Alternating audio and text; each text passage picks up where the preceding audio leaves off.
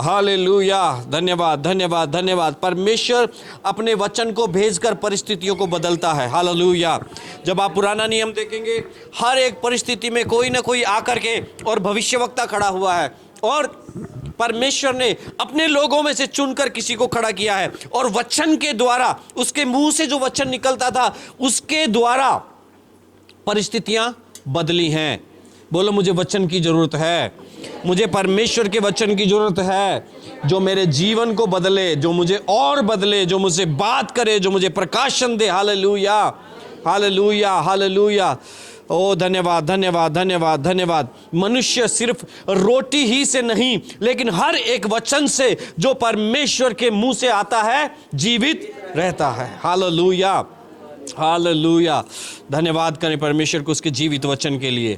धन्यवाद परमेश्वर, धन्यवाद धन्यवाद तेरे जीवित वचन के लिए। आपने प्रभु जी लिखित वचन हमारे हाथ में दिया है, ये हमारी बहुत बड़ी आशीष है, ये हमारा सौभाग्य है पिता परमेश्वर कि आपने ये जीवित वचन हमारे हाथ में दिया है। प्रभु धन्यवाद करते हैं पिता परमेश्वर इस लिखित वचन के लिए। धन्यवाद धन्यवाद धन्यवाद करते हैं। Hallelujah hallelujah. Thank you Jesus, thank you. धन्यवाद धन्यवाद करें परमेश्वर को। हालेलुया। कितने लोग इस बात को समझते हैं, जानते हैं कि परमेश्वर का वचन ही है जो हमारे जीवनों को बदलता है। परमेश्वर का वचन चंगाई करता है, परमेश्वर का वचन परिस्थितियां बदलता है, परमेश्वर का वचन सूखी हड्डियों को जीवित करने की सामर्थ्य रखता है। हालेलुया। जब परमेश्वर का वचन विश्वास लेने वाले, विश्वास करने वाले व्यक्ति के होठों से रिलीज होता है, तो वो वचन मरे हुओं को जिंदा कर सकता है। हालेलुया। विश्वासी के मुंह से निकलने वाले परमेश्वर के वचन की शक्ति कभी तौली नहीं जा सकती। वो पहाड़ों को हटा देने वाला वचन होता है। जो परमेश्वर पर विश्वास करता है उसके मुंह से निकलने वाला परमेश्वर का वचन उतनी ही ताकत रखता है जितनी कि परमेश्वर के मुंह से निकलने वाला वचन। Hallelujah hallelujah. समझ में आ रहा है? परमेश्वर के मुंह से निकलने वाला वचन में जितनी ताकत होती है, उतनी ही ताकत एक विश्वासी के मुंह से परमेश्वर के वचन के निकलने की ताकत होती है। आमीन हालेलुया। इसलिए वचन की पावर को अंडर एस्टिमेट नहीं करना है। वचन में सामर्थ है, वचन में पावर है, वचन जीवन देने वाला है। हालेलुया। पौलुस तीतुस और तीमुथियुस को कुछ बातें बता रहा होता है जो हमारे जीवन के लिए बहुत ही अच्छी है। मैं उन बातों के बारे में थोड़ी सी आज चर्चा करना चाहता हूं। थोड़ी सी, आधा घंटा तक हम बात करेंगे। और मेरे साथ निकाल लीजिए पहला तीमुथियुस की पत्री, उसका 6वां अध्याय और उसका 11 पद से पढ़ रहा हूं। पर हे परमेश्वर के जन, तो इन बातों से भाग और धर्म, इन बातों से मतलब जो ऊपर लिखी हुई हैं। ऊपर क्या क्या लिखा हुआ है? धन का धोखा, धन का लोभ और ये सब बातें लिखी हुई हैं। आप 3 पद से पढ़ लेना कि जो अलग तरह का उपदेश देता है, जो तुम्हें भरमाता है, जो तुम्हें भटका देना चाहता है, जो धन की बात करते हैं, उनसे दूर रहो। ऐसा नहीं है कि हमें पैसा नहीं कमाना, लेकिन धन के लोभ की जो बात करते हैं, जो लालच की बात करते हैं, उनके बारे में यहां लिखा हुआ है। और वहां पे लिखा है कि वो ऐसी लालसाएं हैं, क्या है? जो मनुष्य के चरित्र को बिगाड़ देती हैं। इसलिए यहां पे पौलुस लिखता है अपने साथी तीमुथियुस को कि इन बातों से दूर रह। पर हे परमेश्वर के जन, तू इन बातों से भाग और धर्म, भक्ति, विश्वास, प्रेम, धीरज और नम्रता का पीछा कर। विश्वास की अच्छी कुश्ती लड़ और उस अनंत जीवन को धर ले जिसके लिए तू बुलाया गया और बहुत से गवाहों के सामने अच्छा अंगीकार किया था। मैं तुझे परमेश्वर को, जो सबको जीवित रखता है, और मसीह यीशु को गवाह करके, जिसने पुन्तियुस पिलातुस के सामने अच्छा अंगीकार किया, यह आज्ञा देता हूं कि तू हमारे प्रभु यीशु मसीह के प्रकट होने तक इस आज्ञा को निष्कलंक और निर्दोष रख। हालेलुया।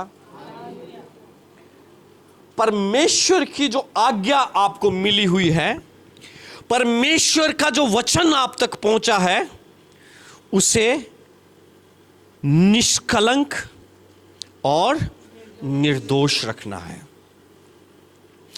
अगर वचन में मिलावट होती है तो हम भटक जाएंगे।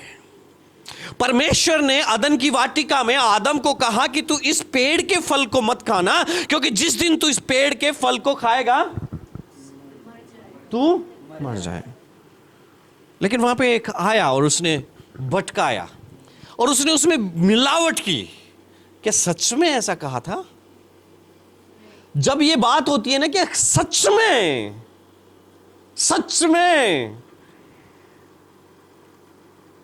जब आपको दोबारा से उस वचन को मनन करना चाहिए कि बाइबल में सच में क्या लिखा हुआ है। बाइबल में बहुत सारे उदाहरण हैं और इस जीवन में हम अनुभव करते हैं कि बहुत सारी गलत शिक्षाएं इस संसार में आ निकली हैं, जिनके कारण से परमेश्वर का सामर्थ्य कम दिखाया जाता है। और हर एक वो बात जो परमेश्वर के सामर्थ्य को कम करके दिखाती है, हम उसका खंडन करते हैं, हम उससे सहमत नहीं हैं। हालेलुया। चाहे वो इस जीवन की बात हो, चाहे वो भक्ति की बात हो, चाहे वो स्वर्ग और नरक की बात हो, लेकिन जहां पे भी परमेश्वर को सीमित किया जाता है, हम हर एक उस बात का खंडन करते हैं और करते रहेंगे। हालेलुया। हर एक वो बात जो आपको जीवित परमेश्वर के प्रेम से अलग करती है, हम उसका खंडन करते हैं। हालेलुया। रोमियो की पत्री उसका 8वां अध्याय, और वहां पे बहुत सारी बातें लिखी हुई हैं। रोमियो की पत्री उसका 8 अध्याय। हालेलुया। परमेश्वर को धन्यवाद करते रहें, अपने अपने मनों में परमेश्वर को धन्यवाद करते रहें, ताकि ये वचन आपके अंदर जाए। Hallelujah, hallelujah. Thank you Jesus, thank you Jesus, thank you Jesus. उसका 8वां अध्याय, रोमियो उसका 8वां अध्याय और उसका 37 पद से पढ़ रहा हूं। परंतु इन सब बातों में हम उसके द्वारा जिसने हमसे प्रेम किया जयवंत से भी बढ़कर हैं, क्योंकि मैं निश्चय जानता हूं कि न मृत्यु, न जीवन, न स्वर्गदूत, न प्रधानताएं, न वर्तमान, न भविष्य, न सामर्थ, न ऊंचाई और न गहराई और न कोई और सृष्टि हमें परमेश्वर के प्रेम से जो हमारे प्रभु यीशु मसीह में है अलग कर सकेगी। ये प्रेम क्या है? हम, मुझे पता है आपको परमेश्वर के प्रेम से कोई अलग नहीं कर सकता, क्योंकि आपने परमेश्वर के प्रेम को चख लिया है। हाँ या ना? अब कोई भी तूफान, कोई भी आंधी, कुछ भी हो, अब आप परमेश्वर के प्रेम से अलग नहीं जाएंगे, मुझे पता है। लेकिन परमेश्वर का जो वचन है, अगर कोई आपको उससे थोड़ा सा दाएं या बाएं कर सकता है, तो वो आपको परमेश्वर के प्रेम से अलग ही कर दिया है। मैं इस बात को थोड़ी देर में बताऊंगा कि कैसे परमेश्वर का आज्ञा पालन और प्रेम, हम परमेश्वर के प्रेम और परमेश्वर के आज्ञा पालन को थोड़ा अलग अलग करके देखते हैं। हम ऐसा मानते हैं कि एक दिन कलीसिया गया नहीं गया तो क्या हो गया, एक दिन बाइबल नहीं पढ़ा तो क्या हो गया, मैं परमेश्वर के लिए जान भी दे सकता हूं। क्या हो गया भैया? ऐसा कौन सा पहाड़ टूट पड़ा एक दिन में? क्या हो गया? एक गलती हो गई हमसे, ऐसा कौन सा पहाड़ टूट पड़ा? हम परमेश्वर से अभी भी प्रेम करते हैं। योना रचित सुसमाचार उसका 14वां अध्याय जब आप पढ़ोगे, वहां पे लिखा हुआ है कि जो मुझसे प्रेम करता है वो मेरी आज्ञाओं को मानता है। अगर कोई व्यक्ति परमेश्वर की आज्ञाओं को नहीं मानता और ढिंडोरा पीटता है कि हम परमेश्वर से प्रेम करने वाले हैं, तो वो झूठ बोल रहा है। परमेश्वर का प्रेम इसमें है कि आप उसकी आज्ञाओं को मानते हैं। Hallelujah, hallelujah. और यदि कोई भी व्यक्ति, चाहे वो स्वर्गदूत ही क्यों ना हो, अगर परमेश्वर की आज्ञा टालने से आपको उत्साहित कर रहा है कि आप परमेश्वर की आज्ञा टाल दो, तो वो हमारे लिए घृणित है और हम उसका विरोध करते हैं और हम इसका विरोध करते रहेंगे। आमीन।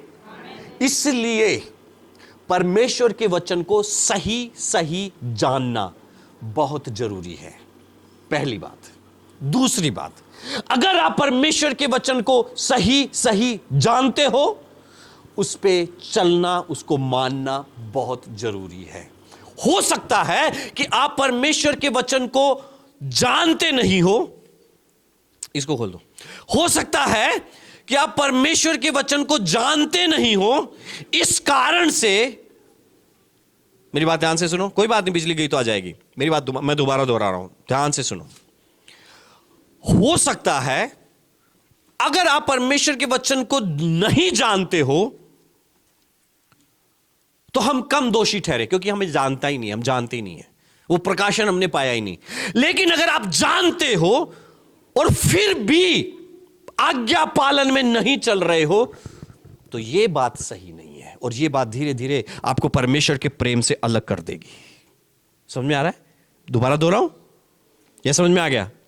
एक तो होता है कि जानते ही नहीं है, और एक होता है जान करके भी इग्नोर कर देना, जानबूझ करके कि नहीं, मैं जानता हूं कि मुझे सुसमाचार सुनाना चाहिए, लेकिन मैं नहीं सुनाऊंगा।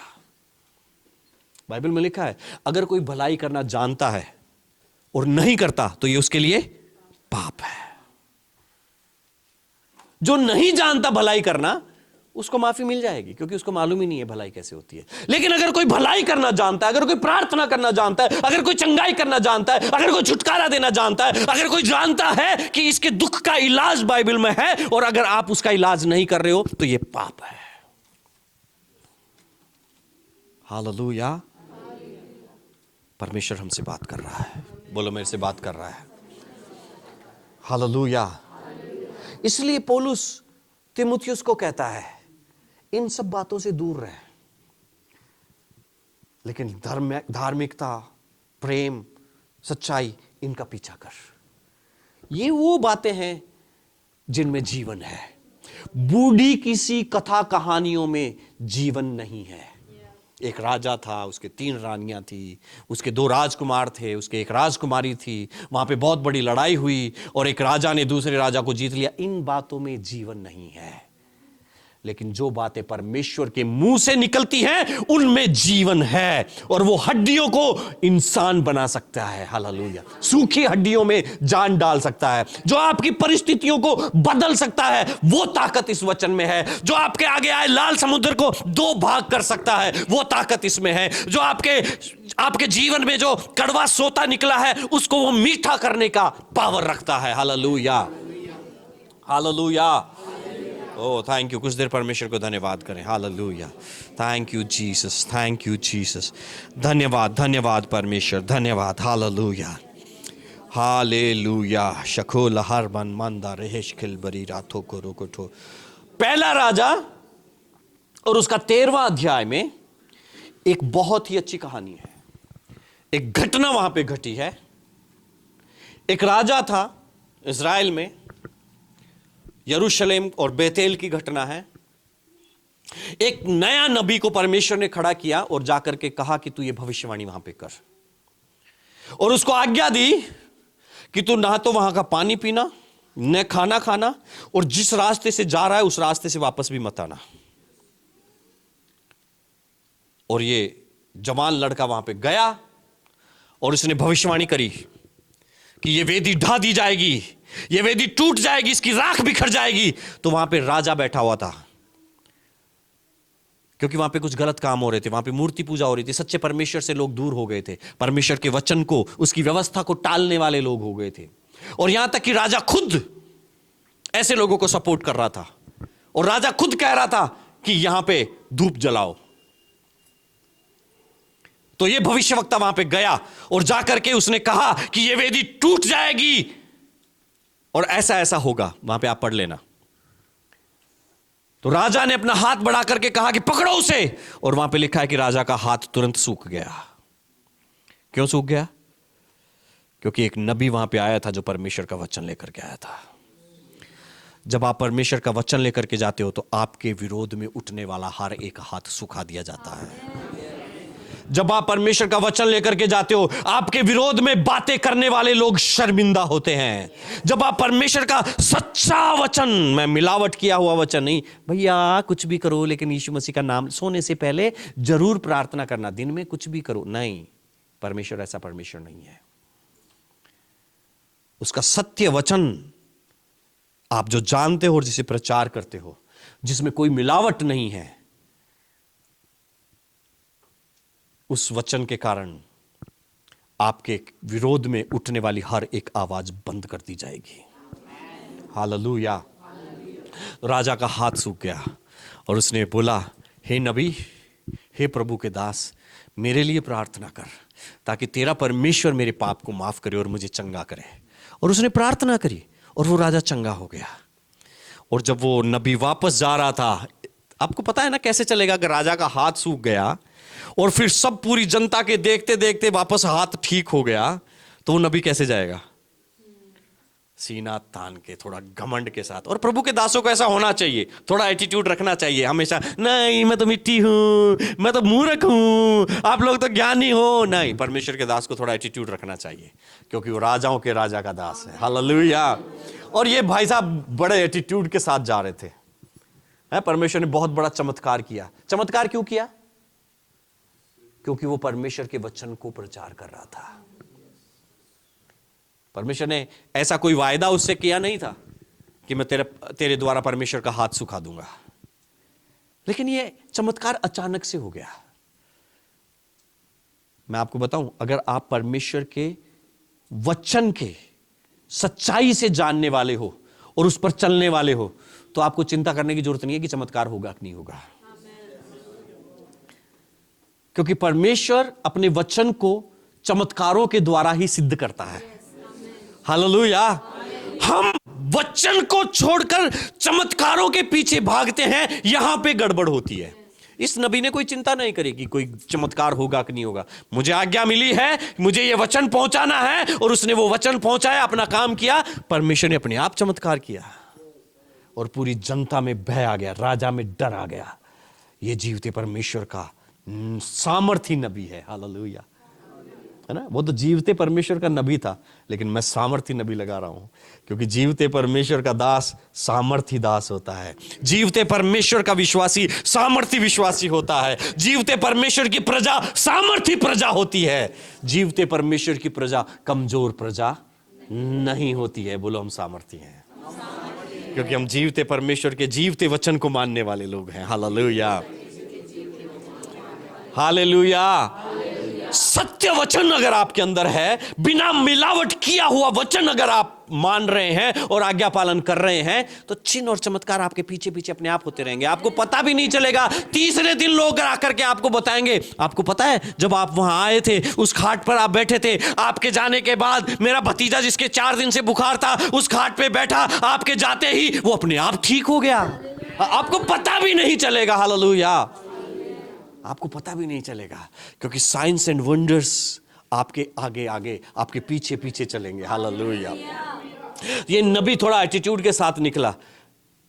वहां पे प्रजा में से कुछ लोग निकल करके गए। एक लड़का अपने घर पे गया और जाके अपने पापा को बताया, और उसका पापा एक नबी था।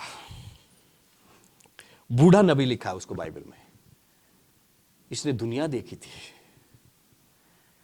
इसको बहुत अनुभव था, लेकिन वो नया लड़का, उसको अनुभव नहीं था। तो जब बच्चों ने अपने पापा को यह बात बताई कि एक नबी आया है और उसने ऐसा ऐसा काम किया है बेतेल में, तो उसने कहा कि जल्दी घोड़ा तैयार करो, गधा तैयार करो, मुझे लेके चलो।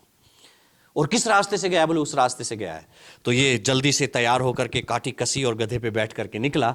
तो वो जवान नबी एक पेड़ के नीचे बैठा हुआ आराम कर रहा था, क्योंकि परमेश्वर ने आज्ञा दी थी कि न तो रास्ते में कुछ खाना न पीना, और जिस रास्ते से आया उस रास्ते से जाना भी मत। तो ये नए रास्ते से जा रहा था, लड़कों ने बता दिया उस रास्ते से निकला है। अब इस भाई साहब ने तो पानी पिया न रोटी खाई, थका हुआ बेचारा बैठ गया थोड़ी देर। इतनी देर में ये बूढ़ा नबी वहां पे पहुंचा और जाकर के उससे पूछता है, क्या वो नबी तू ही है? बोले हाँ मैं ही हूं। तो बोले मेरे घर चल, खाना खा, थोड़ी देर रेस्ट कर ले। बोले नहीं, मेरे परमेश्वर ने, जिसने मुझे भेजा है, उसने कहा है कि न तो पानी पीना न वहां का खाना खाना, और जिस रास्ते से जाता है उस रास्ते से वापस भी नहीं आना। तो ये बूढ़े नबी ने कहा कि मैं भी उसी परमेश्वर का दास हूं, मैं भी उसी परमेश्वर का नबी हूं, और जिस परमेश्वर ने तुझे कहा है उसी परमेश्वर ने मुझे भी कहा है कि परमेश्वर के दास को लेकर के यार उसे खाना खिला। और ये जवान नबी उसके साथ चला गया।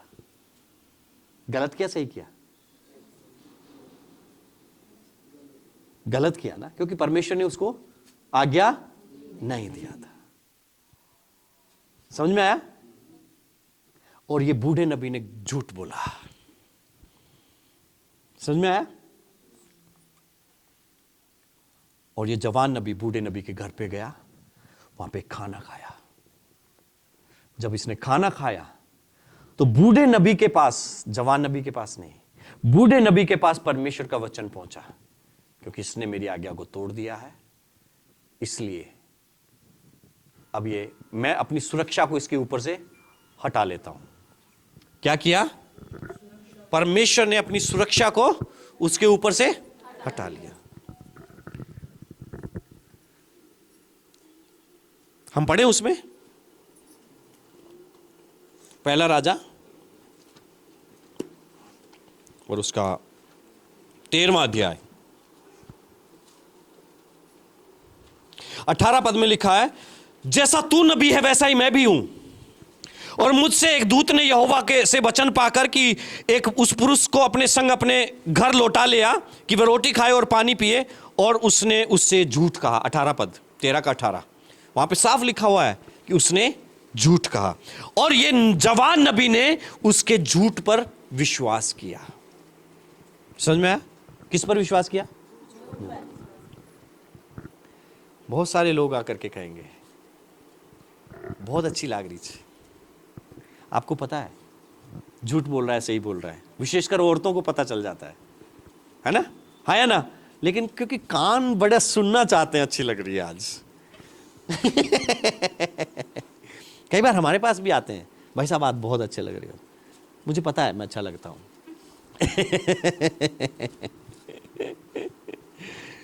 हालेलुया। झूठ पर विश्वास और सत्य पर विश्वास। देखो, इस संसार को शैतान ने ऐसा बना दिया है कि लोग सत्य पर कम और झूठ पर ज्यादा विश्वास करते हैं। समझ में आ रहा है? समझ में आ रहा है? आपको क्या लगता है, इस संसार में सत्य पर विश्वास करने वाले ज्यादा हैं या झूठ पर विश्वास करने वाले ज्यादा हैं? लेकिन फिर भी हम वहीं जाते हैं जहां भीड़ जा रही है।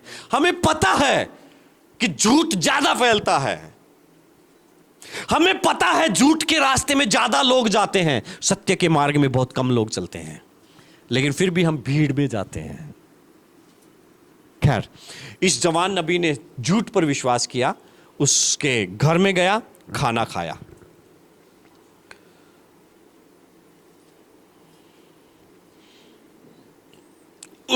उसने परमेश्वर के उस जन को जो यहूदा से आया था पुकार कर कहा। कौन किसके पास पहुंचा? 20वें पद में, जब वे मेज पर बैठे ही थे तो यहोवा का वचन उस नबी के पास पहुंचा जो दूसरे को लौटा ले आया था, अर्थात बूढ़े नबी के पास।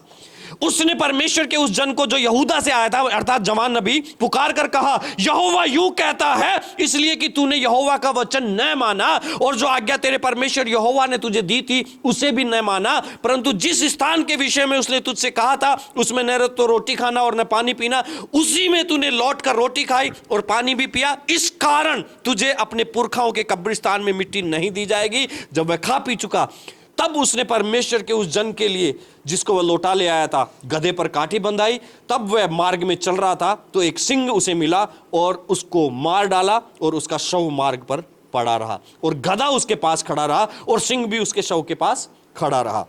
जो लोग उधर से चले आ रहे थे उन्होंने यह देखकर कि मार्ग पर एक शव पड़ा है, उसके पास सिंह खड़ा है, उस नगर में जाकर जहां वह बूढ़ा नबी रहता था यह समाचार सुनाया।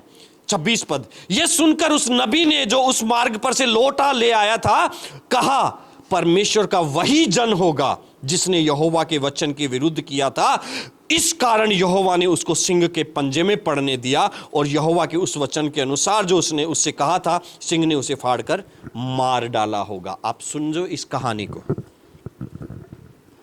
इस जवान नबी ने परमेश्वर के वचन को पूरा किया, हाँ या ना? राजा के पास भेजा था, ये निडर होकर राजा के पास गया, पूरी सेना के सामने इसको ने कहा कि ये वेदी गिर जाएगी, और वो वेदी गिर गई, दो टूक हो गई, मिट्टी मिट्टी हो गई। राजा ने कहा पकड़ो इसे, उसका हाथ सूख गया, वहां पे बहुत चिन्ह और चमत्कार हुए। लेकिन जब वापस आ रहा था इसने परमेश्वर की आज्ञा को तोड़ दिया, परमेश्वर के वचन को तोड़ दिया। इससे कोई फर्क नहीं पड़ रहा कि आप कितना ज्यादा परमेश्वर का काम कर रहे हो। अगर आपका व्यक्तिगत जीवन में आप परमेश्वर की आज्ञाओं को नहीं मान रहे हो तो यह भी नुकसानदायक है। आमीन। मैं आपको डरा नहीं रहा हूं, हमें परमेश्वर के प्रेम में बने रहना है। जिस समय आप आज्ञा पालन से बाहर आते हो, वचन को तोड़ते हो, आप परमेश्वर के प्रेम से बाहर आ जाते हो। लेकिन हम इमोशनली बोलते हैं, नहीं भैया परमेश्वर से तो मैं जान से प्यार करता हूं। नहीं, क्योंकि बिना उसकी आज्ञा पालन के कोई प्रेम नहीं कर सकता। तो अगर आज्ञा पालन नहीं है, छोटी छोटी बातों में आज्ञा पालन, जिसका आपको पता है, जिसका नहीं पता है उसको छोड़ो। मैं हाथ खड़ा नहीं करवा रहा हूं, आप हाथ मत खड़ा करना। कितने लोग हैं जिनको पता है कि हमारी कमाई में से हमें परमेश्वर को देना चाहिए, लेकिन नहीं देते हैं, नहीं देते हैं। आपके नहीं देने के कारण से कोई भी कलीसिया बंद नहीं होने वाली है, और आपके नहीं देने से कोई भी कलीसिया चलती रहेगी। ऐसा भी मैं नहीं बोलता हूं कि आप दे रहे हो तभी चल रही है। ये आपका मैटर है। आपको ब्लेसिंग्स चाहिए, आपको अगर बीज को बढ़ाना है, आपको अगर अपनी इकोनॉमिक सिस्टम को, फाइनेंस सिस्टम को ब्लेसिंग्स चाहिए, तो आपको बोना चाहिए। लेकिन अगर आप वहां पे आज्ञा पालन को तोड़ रहे हो, तो उस क्षेत्र में आप कभी भी आगे नहीं बढ़ सकते हैं। समझ में आया? आमीन, हालेलुया। कितने लोग हैं जो अपने अलग अलग क्षेत्रों में, पर्सनल लाइफ में और न जाने ऑफिस में, बिजनेस में, परमेश्वर की कितनी आज्ञाओं को तोड़ते हैं। और फिर हम पुकार के कहते हैं, हम तो परमेश्वर के लिए बहुत कुछ करते हैं भैया, फिर भी पता नहीं क्यों आशीष नहीं है। इस बंदे का जीवन देख लेना, इसने कितने बड़े बड़े परमेश्वर के काम किए, और लास्ट में सिंह ने उसे फाड़ खाया, शेर ने उसे फाड़ दिया। खाया नहीं, फाड़ दिया। शेर भी वहीं खड़ा है, गधा भी वहीं खड़ा है, और आदमी पड़ा हुआ है। अगर शेर भूखा होता तो ये लाश पड़ी होती क्या? गधा जिंदा खड़ा होता क्या? नहीं। लेकिन इस शेर ने आया और उस नबी को मारा, और वहां खड़ा होकर के देख रहा है क्या होता है, देखे कौन आता है इसको लेने के लिए। और बूढ़ा नबी इतना एक्सपीरियंस वाला आदमी था, जब लोगों ने उसको बताया कि एक लाश पड़ी है और शेर पड़ा है, खड़ा है, तो उसने बोला, अरे वही नबी होगा, मुझे पता है वही होगा, मेरे को पता है, क्योंकि उसने परमेश्वर की आज्ञा नहीं मानी थी ना। 100% वही है, चलो चल के देखते हैं, वही मिलेगा। कई बार मेरे पास आप लोग आते हो, जब आप अपना बातें परिवार की, रिश्तेदारों की मुझे बताते हो, तो मैं आपको बता देता हूं। कई बार आपको चिंता करने की जरूरत नहीं है, या तो मैं ऐसे बोल देता हूं, नहीं यहां पे आप थोड़ा ध्यान देना, इसको थोड़ा देखना। उस समय आप नहीं समझते हो, लेकिन मैं जो परमेश्वर के सिद्धांत हैं, जो परमेश्वर की बातें हैं, उनके अनुसार आपसे बात करता हूं। जिस बात का मुझे पता नहीं होता है, मैं मना कर देता हूं, और मैं कहता हूं कि हम प्रार्थना करेंगे, परमेश्वर जरूर दरवाजे खोलेगा। आमीन। आपको पता है मैंने कितनी बार कई लोगों को सलाह दी, और 100% मैंने बोला आप ऐसा मत करना, क्योंकि मुझे परमेश्वर के सिद्धांत पता है। हो सकता है आपको भी पता है, लेकिन आप मेरे मुंह से सुनना चाहते हैं। कई बार ऐसा होता है ना कि मानतो पत्तों से, है ना, तो लोग ऐसे प्रश्न भी पूछते हैं ना, ऑनलाइन आप सुनते हो, ऐसे प्रश्न आते हैं ना, जिनका उनको पता है, फिर भी वो कंफर्म करना चाहते हैं, भैया हम ये बियर पी सकते हैं क्या? आप उसको पता है बियर पीनी चाहिए कि नहीं पीनी चाहिए, है ना, लेकिन फिर भी पूछते हैं, है ना? हाले बोलो तो सही। बाइबल कितनी बार पढ़नी चाहिए? कितने कितने कितने टाइम पढ़नी चाहिए दिन में? कितनी बार पढ़नी चाहिए? 3 बार, 2 बार? प्रार्थना कितनी बार करनी चाहिए? सब पता है उनको, सब पता है, लेकिन फिर भी फंसाने वाली बातें। समझ रहे हैं ना? ये बूढ़ा नबी एक जवान नबी को मार खाया, मरवा दिया उसने। हमारा जीवन ऐसा नहीं होना चाहिए। जब परमेश्वर ने कहा है तो कहा है। बूढ़ी किसी कहानियां होती है ना, ये बूढ़ी किसी कहानी तो थी कि जिस परमेश्वर को तू मानता है मैं भी उसको मानता हूं भाई।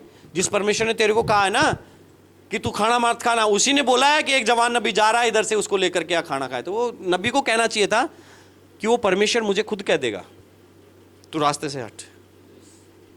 ऐसे बहुत सारे लोग आते हैं, जब आप सेवा करने निकलते हो तो बहुत सारे लोग आते हैं कि भैया क्यों ना मिलकर सेवा करें, मैं आपके साथ जुड़ जाऊं, लेकिन उसके चरित्र को देख करके लगता है भैया जिस दिन हम जुड़ना चाहेंगे हम जुड़ जाएंगे, अभी हम नहीं जुड़ना चाहते। यार ऐसी भी कोई बात करता है? मैं ऐसी बात करता हूं। मुझे कई लोग बोलते हैं भैया ऐसे भी कोई बात करता है कि आप जैसे बात करते हो? मुझे हमेशा बोलते रहते, कल भी बोल रहे थे फूफा जी फिर लड़ने लग गए क्या, वहां पे भी लड़ने लग गए क्या? मैं लड़ता नहीं हूं, मेरे अंदर एटीट्यूड है और होना भी चाहिए, हाँ या ना? नहीं होना चाहिए क्या? आप क्या समझते हैं आपके पास्टर के पास एटीट्यूड? मैं आपको बताऊं, जब कलीसिया में था, मैं ये चाहता था कि मेरे पास्टर का एटीट्यूड और जयपुर के सारे पास्टर से मेरा पास्टर अच्छा लगे। सारे पास्टर मेरे पास्टर के आसपास में रहे ऐसे, उसको पूछे। होता है ना, आप भी सोचते होंगे अंकल को लोग पूछे, अंकल को ये ना, होता है। कोई भी ऐसा नहीं सोचता मेरा पास्टर तो गिर जाए कीचड़ में है ना? हम ऐसा ही है ना? ये कलीसिया का स्ट्रक्चर ऐसा ही है कि हम पास्टर के लिए कुछ भी कर दें, हाँ या नहीं? खैर, हालेलुया। कुछ देर परमेश्वर को प्रार्थना करें। Thank you Jesus, thank you Jesus, thank you Jesus. Hallelujah, hallelujah. धन्यवाद परमेश्वर, धन्यवाद। इस 13वें अध्याय को, पहला राजा 13वां अध्याय आप घर जाके पढ़ना। थोड़ा का अंत में मैं बता देता हूं, 29 पद से पढ़ रहा हूं। तब उस बूढ़े नबी ने परमेश्वर के जन का शव उठाकर गधे पर लाद लिया और उसके लिए छाती पीटने लगा। देखो, इसी ने मरवा दिया और अब उसके लिए छाती पीट रहा है, और उसे मिट्टी देने के लिए अपने नगर में लौटा ले गया और उसने उसके शव को अपने कब्रिस्तान में रखा। और लोग हाय मेरे भाई यह कहकर छाती पीटने लगे। फिर उसे मिट्टी देकर उसने अपने बेटों से कहा, ध्यान से सुन लेना इस बात को, ये बूढ़े नबी जिसने उसको मरवा दिया झूठ बोलकर, उसने अपनी कब्र दे दी कि मेरे कब्र में इसको सुलाओ। और फिर अपने बेटों को बुला करके क्या कहता है, जब मैं मर जाऊंगा तब मुझे इसी कब्रिस्तान में रखना जिसमें परमेश्वर का यह जन रखा गया है, और मेरी हड्डियां उसकी हड्डियों के पास रख देना। क्योंकि जो वचन उसने यहोवा से पाकर बेथेल की वेदी और शोमरोन के नगरों के सब ऊंचे स्थानों के भवनों के विरुद्ध पुकार कर कहा था, वह निश्चय पूरा हो जाएगा। आमीन। जब एक किसी परमेश्वर के दास को, आप बैठ जा वहीं पे, जब आप किसी परमेश्वर के दास को, मेरी बात ध्यान से सुनो, मैं खत्म कर रहा हूं, जब आप किसी परमेश्वर के ऐसे दास को देखो जो सामर्थ के काम करता था लेकिन आज वो अपने मार्ग से भटक गया है, तो इसका मतलब यह नहीं है कि परमेश्वर का अभिषेक उसके ऊपर से उठ गया है। परमेश्वर का अभिषेक न आता जाता नहीं है, वो जब आता है तो वो कभी वापस नहीं जाता। एलीशा जब मर गया तो उसकी हड्डियों से लोग चंगे हो गए थे। अगर आप इतिहास जानते हो भारतीय कलीसिया का, अगर आप चेन्नई के बारे में जानते हो जहां पे थोमा आकर के मरा, तो वहां पे लिखा है कि उसकी कब्र की मिट्टी से लोग चंगे हो गए थे। लोग उसकी कब्र की मिट्टी ले जाते थे, बीमारों पर डालते थे और चंगे हो जाते थे। ये अभिषेक है। और ऐसा लिखा, ऐसा बताते हैं, परंपराएं हैं, कहानियां हैं कि थोमा को भाला से मारा गया था, और जिस गली में वो भाला लगने के बाद दौड़ा था, जहां जहां उसका लहू बहा था, वो पूरा इलाका आज वहां पे पूरी कलीसियाएं भरी पड़ी हैं। अभिषेक, लहू, अभिषेक, एटमॉस्फेयर, कभी तुच्छ नहीं जानना उसको। ये जवान नबी के ऊपर परमेश्वर का अभिषेक था। उसने परमेश्वर की आवाज को सुना था, और परमेश्वर की आवाज सुनकर उसने राजा को ललकारा था, और वहां पे एक चमत्कार हुआ था। इस बूढ़े नबी को यह मालूम था, और उसने कहा, मैं मर जाऊं तो मेरी हड्डियां इसके पास रखना। हालेलुया। हो सकता है कोई परमेश्वर का दास वचन से भटक गया, हो सकता है आपके जीवन में कई बार ऐसा आ गया होगा कि आप परमेश्वर के वचन से भटक गए, लेकिन इसका मतलब यह नहीं है कि आपके ऊपर से अभिषेक हट गया है। वापस लौट के आना है, और वापस अपनी उस जगह पर आना है जहां पे एटीट्यूड दिखा सको, और बोलो कि मैं भटक गया था, कोई बात नहीं, लेकिन आज मैं वापस मेरे परमेश्वर खुदा के पास हूं। अब से मैं वचन में कोई मिलावट नहीं करूंगा, अब से मैं वैसी ही आज्ञा पालन में चलूंगा जैसा परमेश्वर के वचन में लिखा है। यह जवान नबी की कहानी मेरे जीवन की कहानी नहीं है। हालेलुया।